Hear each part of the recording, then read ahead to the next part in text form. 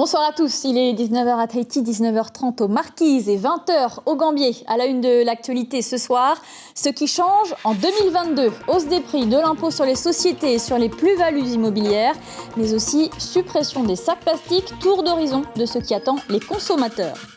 Ils nous livrent leur vision de 2022. Voyance, Feng Shui, astrologie posent leur regard sur les élections, la situation sanitaire ou encore les perspectives économiques.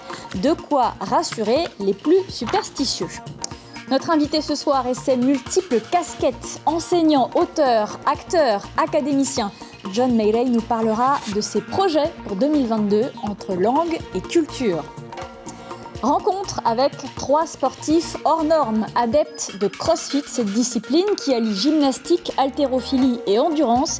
Ils s'apprêtent à s'envoler pour la compétition Vodapalooza à Miami et ils mettent toutes les chances de leur côté. Et puis la galette des rois, c'est aujourd'hui. Elle devrait rester sur les étals des pâtissiers encore plusieurs semaines. Coup d'œil dans le rétroviseur avec notre rubrique Fénois d'avant en 1997. La recette de la traditionnelle frangipane ne faisait alors pas dans la demi-mesure, vous le verrez. Nouvelle année, nouvelle perspective, parfois l'envie de changement aussi. Certains ont pris de bonnes résolutions, d'autres les ont peut-être déjà oubliées. Les Polynésiens rencontrés par Mamel Mamoun et Hiro Terorotua partagent leurs souhaits pour 2022. Que tout aille bien, que le Covid s'arrête. Et puis qu'on reste en bonne santé. Et la santé d'abord, le bonheur, tout ce qui se passe là avec le Covid, l'Omicron, tout ça, la santé d'abord. Toujours Jésus devant, toujours Jésus dans le cœur. On espère que c'est que du bon, que du bon pour 2022. Et Jésus, il prend tout. Cette année, je souhaite aux gens beaucoup de santé, surtout avec cette maladie qui nous touche beaucoup. Je pense comme tout le monde, on espère que la crise sanitaire s'arrête finalement, nous laisse un petit peu tranquille et nous laisse vivre à nouveau. Surtout la santé, depuis 2 ans, c'est pas évident sur la Polynésie avec la Covid, donc du coup, c'est surtout la santé. Bien sûr, l'argent est bien entendu. Il faut arrêter de vendre la bière, il ne faut plus fumer la cigarette. Je ne fume pas déjà, donc ça ne me concerne pas trop. Il ne faut plus fumer le paga, il faut bosser. Et peut-être faire du sport et continuer mes études et avoir peut-être un travail plus tard. Résolument, une année sans Covid, ça serait bien. Et depuis le 1er janvier, plusieurs mesures rentrent en application. D'autres attendront encore quelques mois. TVA sociale, impôt sur les sociétés ou encore interdiction des sacs plastiques. Tour d'horizon de ce que prévoit 2022 avec James O, Manéa Pambrin et Iva Totti. Parmi les mesures qui impactent directement le portefeuille des consommateurs, la hausse du prix de l'électricité, plus 5% pour les clients d'EDT, et ce malgré le fonds de régulation des prix des hydrocarbures. La mesure est applicable à compter du 1er janvier 2022. Le prix du gaz a aussi augmenté depuis hier. Dorénavant, il vous faudra débourser 2 964 francs pour une bouteille traditionnelle de 13 kilos. En revanche, pas de changement concernant les prix à la pompe dont la dernière hausse remonte au 1er novembre dernier. Les tarifs du gaz, de l'électricité et des hydrocarbures sont arrêtés en Conseil des ministres et peuvent être modifiés à tout moment en fonction de la fluctuation des cours mondiaux des matières premières. Le 23 décembre dernier, la majorité Tapura à l'Assemblée a voté une batterie de mesures fiscales. Pour dynamiser l'emploi, le gouvernement a décidé de baisser de 2 points l'impôt sur les sociétés. Si l'augmentation du SMIC est effective depuis le 1er décembre pour plus de 16 000 salariés, les non-salariés voient leur taux de CST augmenter dès le 1er janvier 2022. Sont concernés commerçants, prestataires de services et professions libérales. Face à la flambée des prix de l'immobilier, le gouvernement a décidé d'augmenter le taux d'imposition des plus-values immobilières à 50% en cas de revente au cours de la période de 5 ans, suivant la date d'acquisition. Enfin, la TVA sociale instaurée par le gouvernement pour sauver la PSG ne sera applicable qu'au 1er avril 2022. Au chapitre environnemental, depuis hier, l'interdiction des sacs plastiques a été étendue à tout type de sac possédant une fenêtre en plastique destinée à l'emballage des marchandises. Côté éducation, enfin, la scolarisation obligatoire dès l'âge de 3 ans sera effective à la rentrée scolaire du mois d'août 2022. Ces fêtes de fin d'année ont peut-être été synonymes d'excès, si le meilleur moyen d'éviter les lendemains difficiles est encore de rester mesuré. Quelques conseils d'une pharmacienne pour soulager tête ou estomac. On l'écoute, elle répond aux questions de Marcel Bonneau. Moi, je leur ai proposé des produits comme le Calma Digest avec du charbon végétal, du fenouil, de l'huile essentielle de menthe poivrée pour améliorer la digestion, la sensation nauséeuse, la bouche pâteuse, les surcharges d'excès de boissons et d'aliments. On peut donner aussi le citrate de bétaïne qui est vraiment très connu depuis des années. On le prend avant les repas, soit avant un repas copieux, là c'était le cas pour le réveillon, ou bien au moment des troubles, donc c'est des comprimés effervescents à mettre dans de l'eau.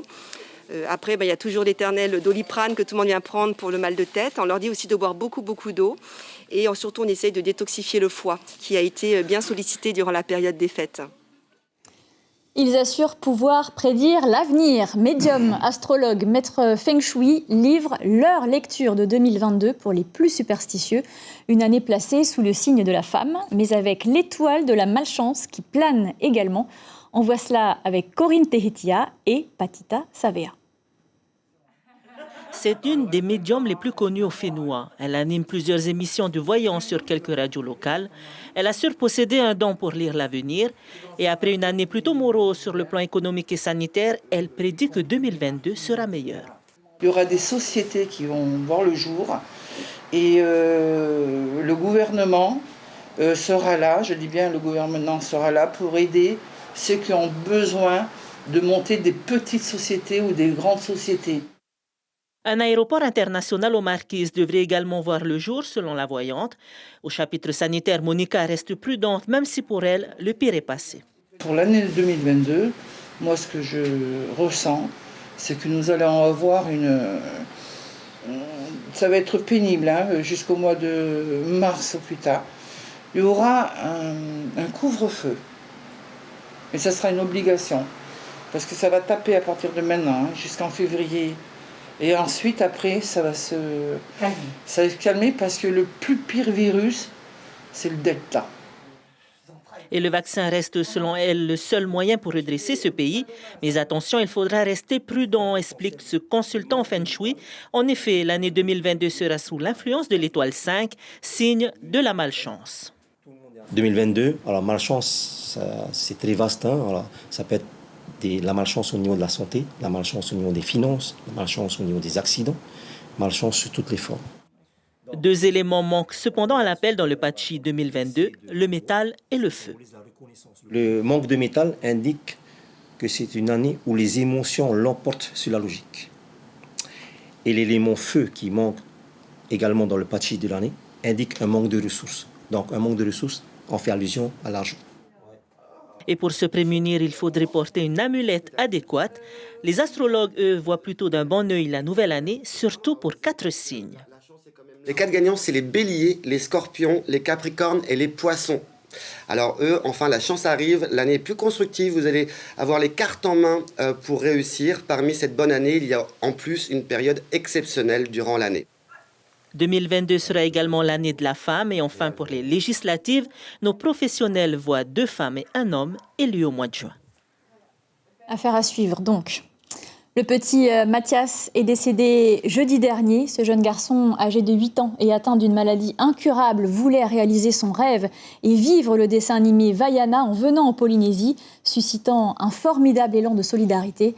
Il est décédé en revenant de ce voyage juste avant que son avion ne se pose à Paris. Benoît Pérez de l'association La Bande de Copains à Narbonne, qui avait œuvré activement à la préparation de ce voyage, ne cache pas son émotion. Il est joint par téléphone par Suliane Favenek. À 2 heures d'atterrir sur Paris, il a eu une alerte, il a perdu connaissance.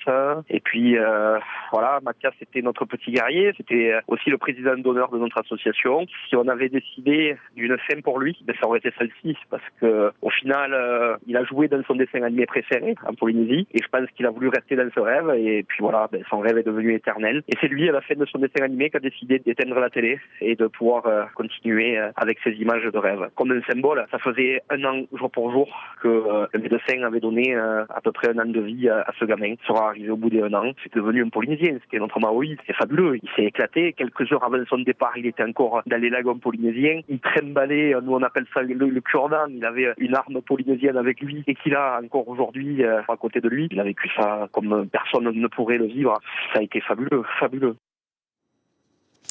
Et John Mayrey est avec nous ce soir. Bonsoir, merci d'être avec nous. Vous êtes membre de l'Académie tahitienne, enseignant de Reo Tahiti, acteur, auteur et également peintre à vos heures. Alors comment s'est passée cette année 2021 pour vous? Beaucoup d'événements en une seule année. Mais il y a, comme je l'ai déjà annoncé, il y a quand même un vide sur le plan artistique, c'est la peinture. Ma peinture, je ne l'ai pas encore fait d'exposition et je dois absolument le faire cette année. Alors, je vais essayer de contacter mon ami Nari Fojera pour voir si je peux trouver un atelier quelque part à côté de lui, là-bas. Pour vous y mettre sérieusement. Oui. Alors Parce que j'ai besoin d'un atelier pour travailler. Vous êtes surtout connu comme étant un ardent défenseur des langues polynésiennes. Vous enseignez le Reo Tahiti et le Orero également au conservatoire. Quelle est votre vision aujourd'hui de la pratique de la langue? Est-ce que vous êtes inquiet? Alors, autant l'Académie est un tremplin pour promouvoir, autant je suis très perplexe sur l'avenir des jeunes Polynésiens. Au conservatoire, je prends un exemple, c'est la première fois que nous n'avons pas de candidat pour une 3e année de Orero. Ça veut dire qu'on n'a plus de sources de gens capables de suivre. Il n'y a que des élèves qui prennent le Orero, mais en fin de compte, qui n'ont aucune formation en langue tahitienne. Et ça, c'est grave. C'est très dur. Très dur. Le Tavini Wiratira également récemment a écrit un courrier. Il souhaite que la fête de Matari Inia devienne un jour férié comme nos voisins néo-zélandais. Est-ce que c'est une bonne initiative ou une fausse bonne idée? C'est toujours une bonne initiative, ça dépend de quel côté on est assis. La lettre de ma sœur Eliane dit qu'on devrait s'inspirer des Maoris pour faire notre fête de Matari Inia. On n'a pas besoin de faire comme les Maoris. C'est à nous de porter notre propre réflexion et il faut que cette date soit portée par l'histoire et non pas par le hasard d'étoiles qui se conjuguent, etc. Par exemple, il y a une date qui est marquante. Le Matari Inia, c'est au mois de novembre normalement. Alors, Matari Inia, oui, mais c'est une date qui est aléatoire. C'est soit le 19, soit le 20, soit le 21. Mais la vraie fête populaire, c'est un mois après, c'est le Pararam Tahiti. Alors, pourquoi pas le Pararam Tahiti? D'autant plus que ça vient avec le 1er janvier. Alors, tant mieux. Il y aura moins d'argent à dépenser pour faire une fête le 1er janvier, puisque c'est déjà festivité. Alors, non, moi, je crois que pour la fête du pays, il faut que ce soit des dates qui sont porteuses d'histoire. Un exemple, si Puwanaaupa avait reporté le référendum de 1958, le 28 septembre, il est fort possible que la date du pays aurait été un 28 septembre ou alors un 1er ou un 2 octobre comme la Guinée. Alors c'est une nouvelle année qui s'ouvre, John. S'il y avait une cause sociétale qu'il faudrait porter à bout de bras, selon vous, ce serait laquelle? Alors, moi, j'ai été sollicité par une équipe, une femme qui est candidate à la députation, je crois à la présidentielle, et on m'a sollicité pour prendre la parole pour la cause animale. Je dois dire que chez nous, c'est terrible. C'est vraiment terrible. Les gens laissent tomber. Enfin, je sais pas. Il m'est difficile de décrire. Regardez ça, moi je peux pas quand je vois ça. Il y en a qui sont malheureux, il y en a qui sont abandonnés. Alors, j'ai été sollicité pour peut-être prendre la parole dans ce mouvement-là. J'attends. Si on a besoin de moi pour défendre la cause des animaux, ben, je le ferai. Merci John Mayray d'avoir été avec nous sur ce plateau ce soir. Vous préparez donc une exposition de vos toiles que nous suivrons, bien sûr. Ça, c'est le vide. Il faut absolument que je le fasse. Merci John. Merci Lucie. Vigilance jaune de Météo France établie pour l'archipel de la Société concernant les orages. Averses et coups de tonnerre risquent de perdurer sur la première partie de cette semaine. Les intempéries ont déjà commencé à toucher Tautira et Rayatea où les rivières sont sorties de leur lit. Vous le voyez sur ces images tournées à Tautira. Et à Uturua, les fortes précipitations ont entraîné des dégâts sur le bitume. On écoute les réactions recueillies sur place à Rayatea par notre correspondant Julien Vescovelli. Il y avait une maison de l'autre côté, l'eau elle arrivait carrément là. Jackie, aujourd'hui ça va? Bon, ça a l'air de se calmer.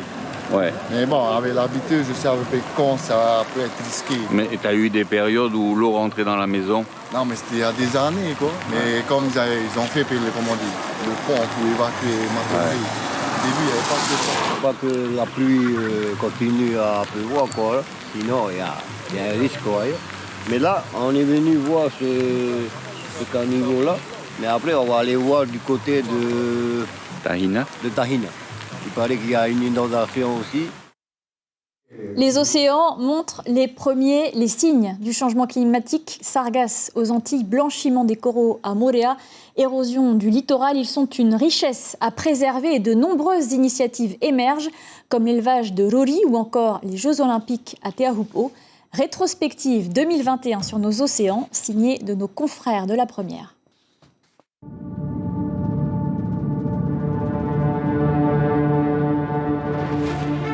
Quand le fléau peut devenir la solution. Lorsqu'on rajoute du charbon de sargasse que nous avons préparé en laboratoire à des sols, on limite à 80% le transfert de la chlordécone. Il y a un produit à très haute valeur finale, autour de $2000 le kilo. L'élevage d'holothuries, 1 an de mise en œuvre du projet, des efforts et une détermination enfin récompensée. Du Pacifique à l'Atlantique Nord, son physique est ingrat, mais peu importe, l'holothurie, appelée aussi concombre de mer, fait des heureux. On envisage une nouvelle chaîne de production qui nous permettrait d'avoir une meilleure valeur ajoutée, optimiser l'emploi, 45 contrats sur cette année. Voilà le résultat de la dernière grande marée. Un trou béant sépare à nouveau Miquelon et l'Anglade. Une route construite sur du sable et qui n'a pas fini de s'effondrer.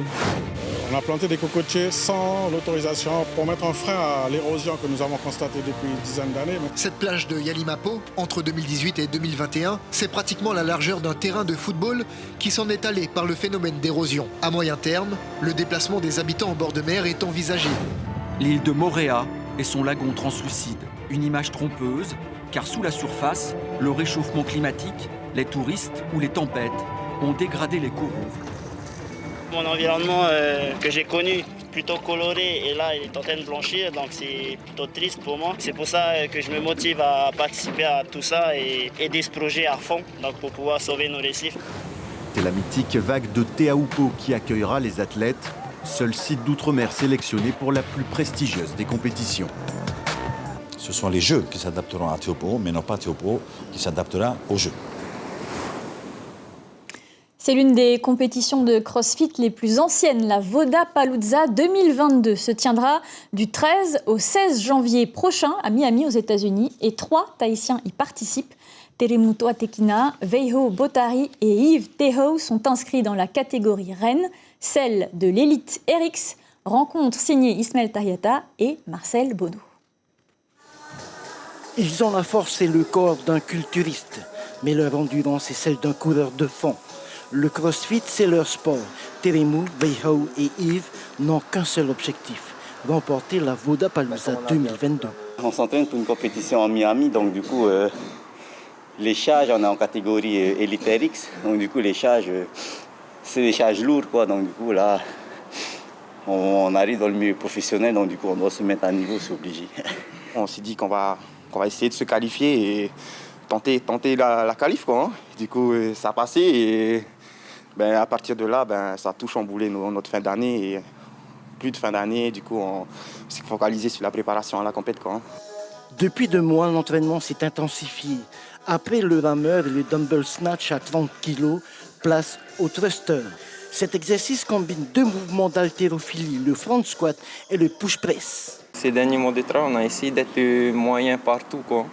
Moyen, pas d'être meilleur dans une discipline. Hein. On a essayé d'être moyen en gym, moyen en conditioning, en haltérophilie. On préfère jouer sur ça, quoi. Petit à petit, la charge va augmenter jusqu'à 90 kg. Je pars assez confiant. Hein. Moi, je pense que c'est plus pour l'acheminement, pour arriver là-bas qui me stresse un peu, parce que faut pas qu'il y ait un de nous 3 qui soit positif et tout. Tout ce qui est contraintes sanitaires, tout ça, c'est plus ça qui est un peu lourd, quoi. Hein. Lourd aussi sera le financement. Le soutien des partenaires locaux reste insuffisant. Dans nos catégories, tout ce qui est aspect organisation, ils ne se focalisent pas sur ça. Tu as des sponsors qui s'occupent de ça, ils s'entraînent et voilà. Bon, nous, à côté, on a nos boulots, on a nos vies de famille, on a nos vies personnelles, on doit gérer aussi nos voyages. Donc, du coup, voilà, c'est un peu compliqué, mais bon. Terimou a participé à la Vodapalooza de 2019. Particularité de cette compétition, les épreuves ne sont dévoilées qu'au dernier moment, soit 9 épreuves à réaliser en 3 jours. Tu peux y avoir une épreuve le matin et la suite de l'épreuve, la deuxième épreuve, c'est carrément dans voire 8 à 9 heures après, quoi. Du coup, ça va être un peu compliqué pour nous de gérer la récupération, mais on va essayer de faire de notre mieux, quoi. Le prize money de la Vodapalooza 2022 est de $100 000. Les 3 sportifs s'envoleront dimanche prochain. Et il faudra peut-être se mettre au sport. Après Noël et le Nouvel An, en ce premier dimanche de l'année, c'est maintenant au tour de la galette des rois d'entrer dans la danse, à retrouver chez vos boulangers-pâtissiers préférés ou en grande surface. Cette tradition symbolise l'arrivée des 3 rois mages auprès de l'enfant Jésus dans la religion chrétienne. En 1997, les pâtissiers livraient leurs recettes à Bernard Goulet et Thierry Ravalet. C'est notre rubrique Fénois d'avant.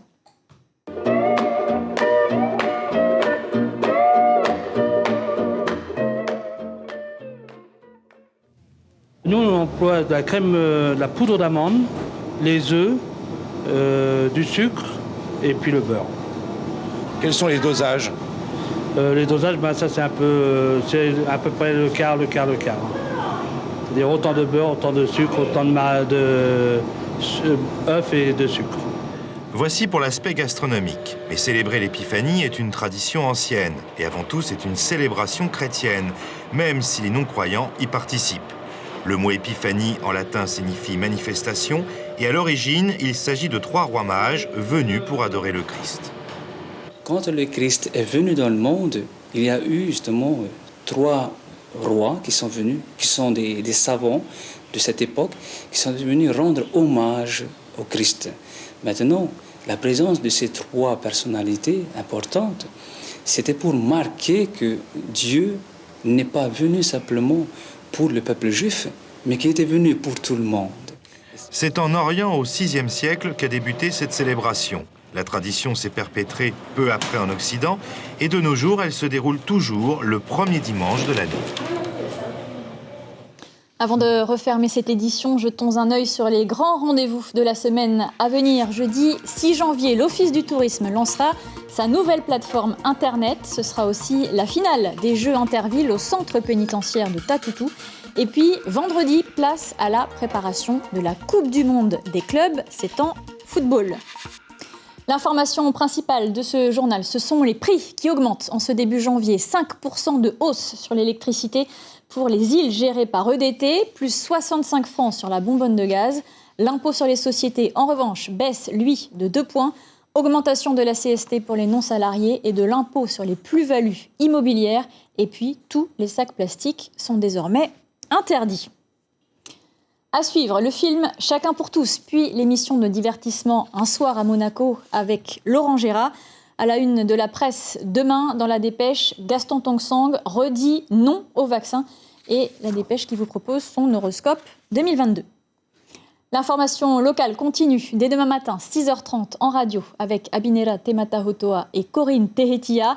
Demain soir, à cette même place, 18h30, Thomas Teriteporoarei, 19h, Cybèle Plichard. Très belle soirée sur la première.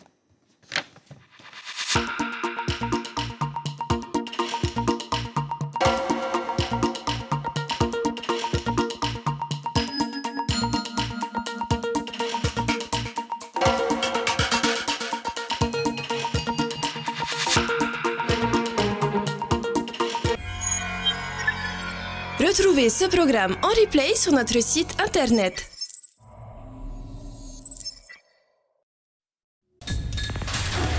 L'information en continu sur Polynésie la première, internet et réseaux sociaux.